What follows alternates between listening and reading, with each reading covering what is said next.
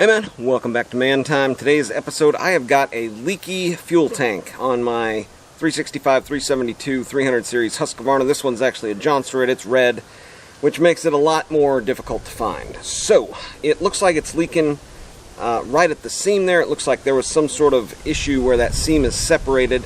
We're going to try to fix that up today. First, identifying where it's at. Second, seeing if we can plastic weld. Third, trying to avoid the cost of a replacement Johnston tank. And then, if worst comes to worst, JB Weld and or order a new one. Welcome to Man Time.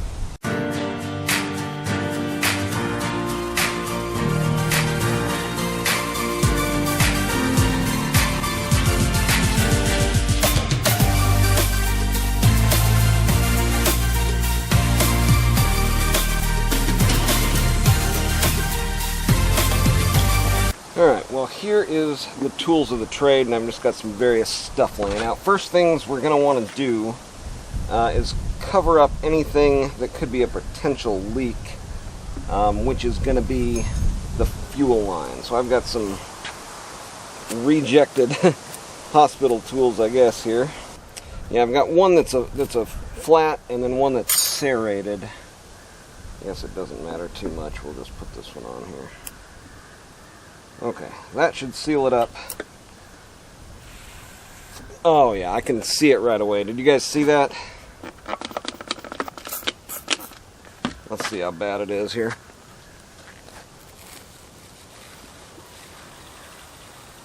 Yeah, so it's all through here, and then down by where the trigger goes, you know, down and through here, and it goes all the way down into there. So let's try plastic welding with a old junky soldering iron that we don't care about, huh?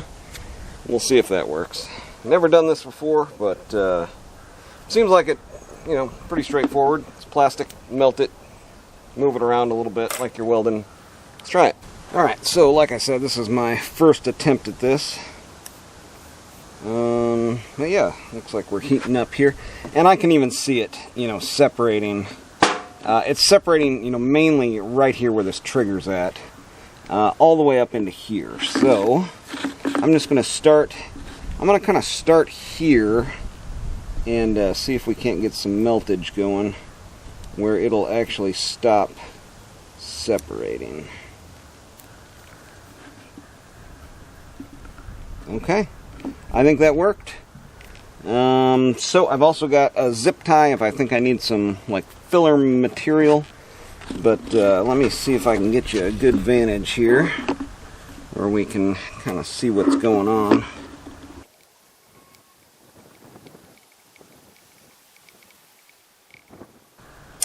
Well, that's kind of working. Just kind of running it along there. Now that's not going to work for down here. I'm going to have to kind of use the side of the iron and work maybe from bottom to top. So I'm going to kind of watch it through here and start down here.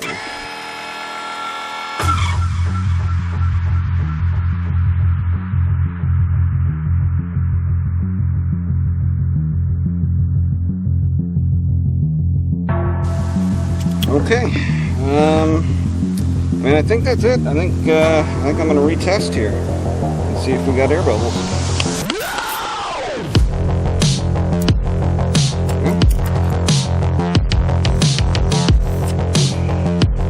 Oh, still got bubbling right down here.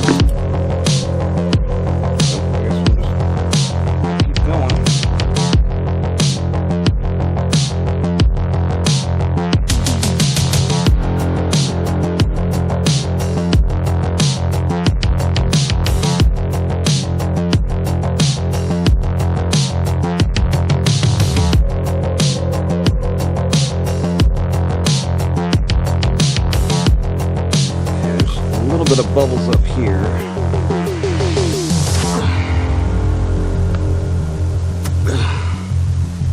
Yeah, we still got some bubbles here, it looks like. Yeah, just a tiny little spot right there. Let's see if the zip tie would actually work for some extra plastic here. I was kind of running out of plastic.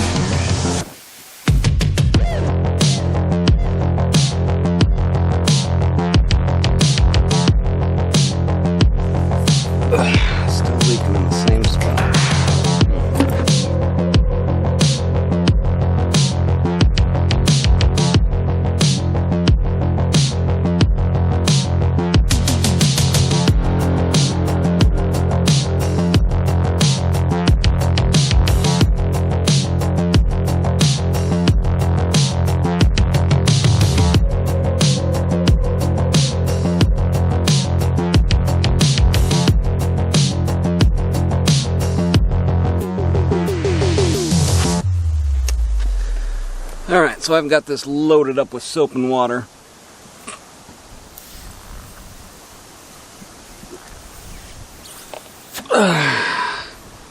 Yeah, I think we're sealed. I think we're good. Alright, we got our trigger in there, and then if you can see down right there, there's kind of a little slot for the spring. This is going to sit right in there. It's actually going to travel over this piece and kind of just be sitting, you know, loosely in there, really. And then we can grab our safety lock deal and see if we, yeah, it keeps wanting to kind of either go to one side or the other, not actually where it wants to. Yeah, one thing you can do to see if you're lined up is look at it from the front here, and you can see I'm a ways off of where I actually need to be here. It needs to actually sit right down in this slot here. So as you're coming up and in, it's going to need to kind of sit on this trigger.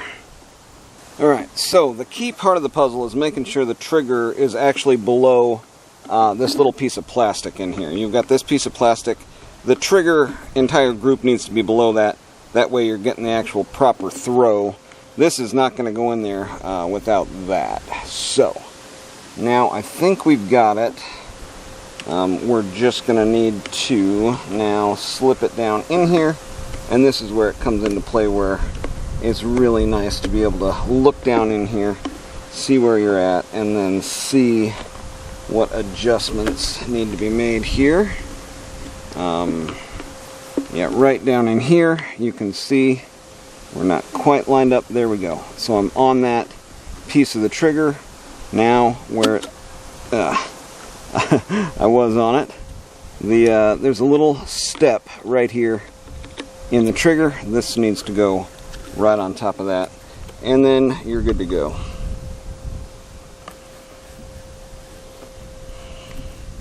Once it's on there, you can look through here to make sure you're lined up.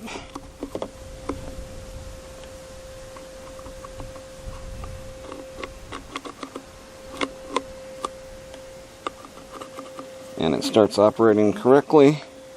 Yeah, we're good to go.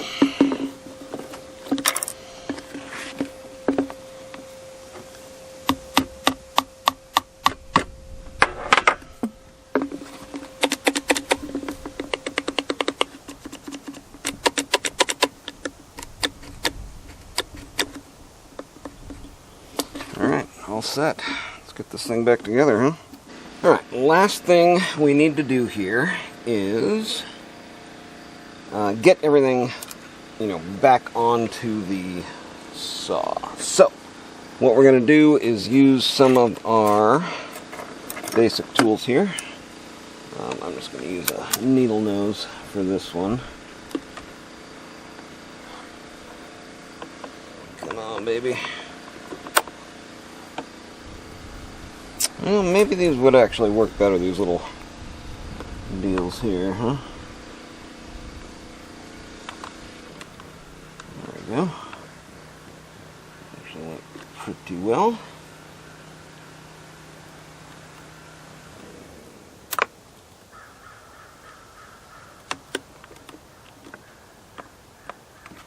Yeah, so no particular order here. We need to get everything, you know, routed up and through here, so just kind of pick a poison and start going with it. One thing I did do, I pulled some extra fuel line through, and I made a point on there, and then we'll just route it up through here. That'll be easier to grab it the other way. I guess it is pretty nice having the locking deal on there, right?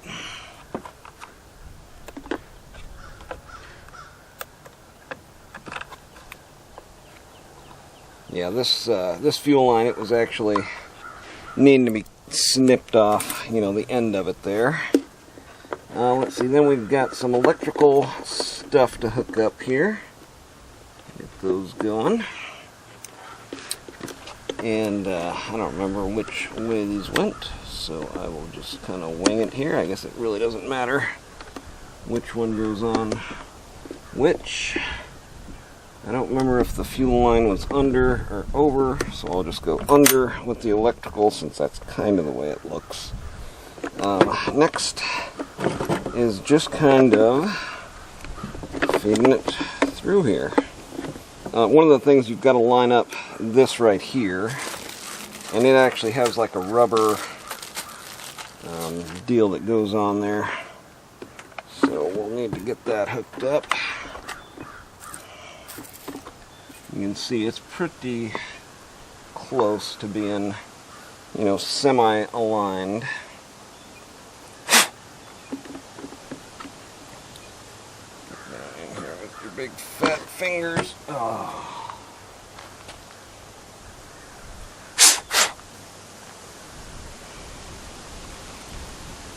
Okay, everything's still intact. Okay, here we go. My catch on. Maybe it's easier without this on here.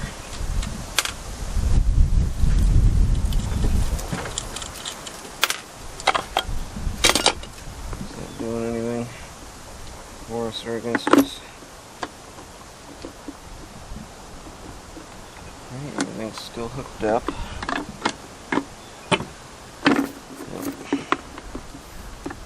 Yeah, the problem is this right here needs to go in this hole, so you're jockeying, you know, back and forth to get that on there. And it keeps pushing the buffer off of there.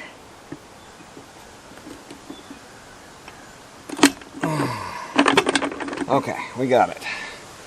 Now we can immediately start going back in with some screws. So, let's see what we got here. That one there is going to just be a regular Allen.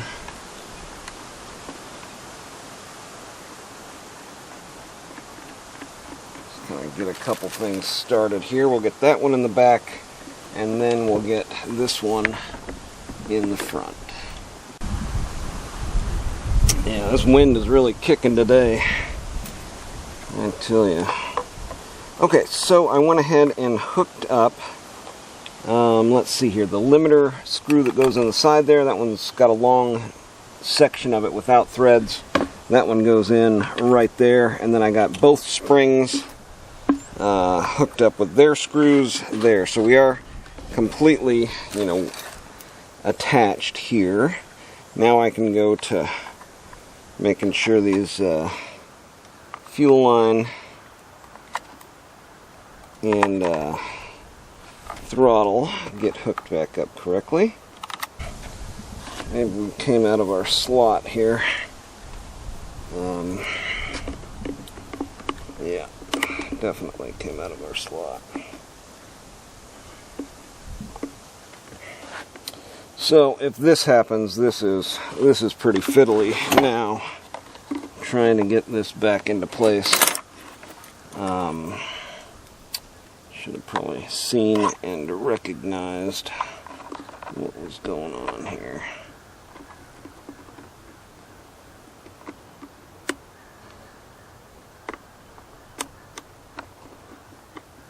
Get back in there.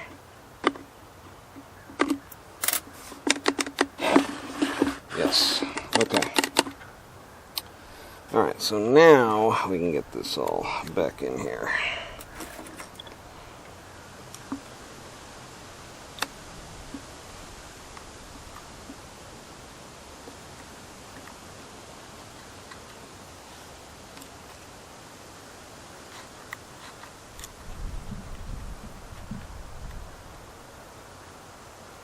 Very fiddly work here. This isn't going to come through on camera, but this is pretty fiddly stuff.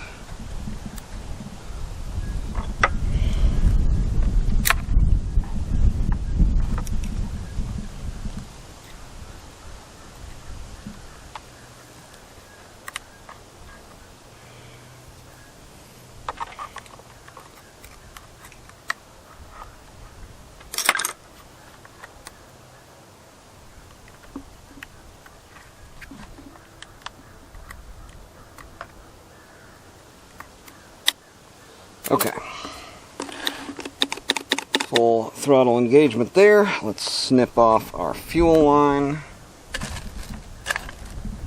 Snippity snip. And then the last thing, we'll actually pull it back through into the gas tank and put a new filter on it. Alright, last thing, fuel. Is she gonna hold up?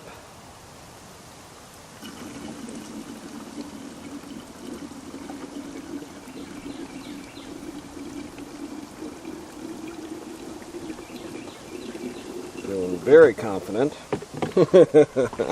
Might not have should have done that. Might not have should have.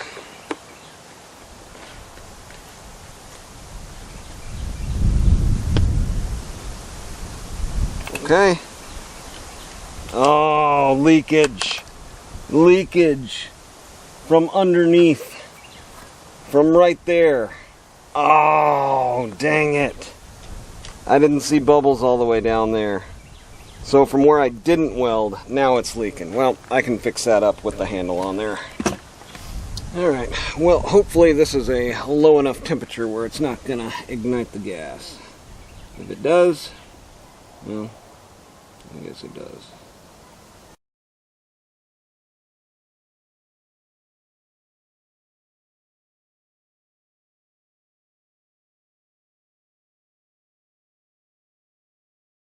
Alright, man, well, I got a little bit of seepage here. I'm going to use JB Weld to take it the rest of the way.